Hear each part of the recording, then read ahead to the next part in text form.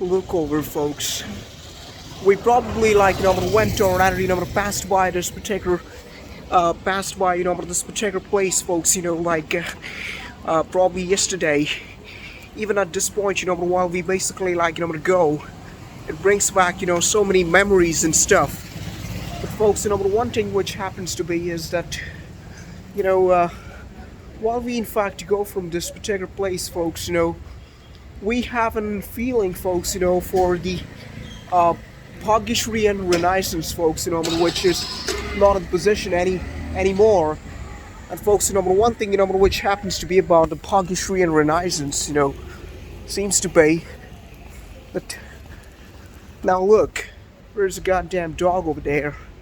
Well, that dog might bark, but still, folks, the Pogishrian Renaissance, what it teaches us is that, in an area, without any inspiration or, with almost no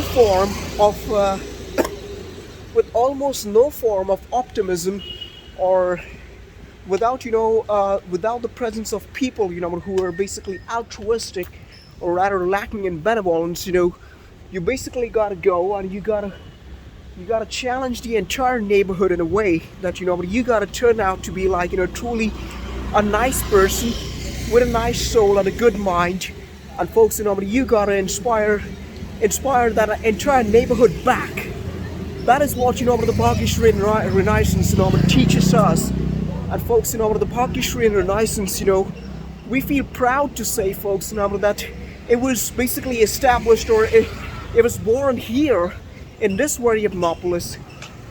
Pogishrian princess, folks, was a resident of the Surya Darshan condominium tower. Now, folks, the times in which she used to live over there, she literally inspired people and stuff. She was basically an alumni of the same high school which we studied. But folks, still it literally tells us to do something for our country, contrary to what the other people think, or contrary to what the other people do. Pogishrian Renaissance teaches us to be good, to be patriotic, to be altruistic, to go and basically safeguard the city and save it from the hands of the transgressors. That is what Pogishri is all about. And we are proud to say that she is the faithful sister of Jalatian Princess, Her Excellency Miss Aditi Jalaj.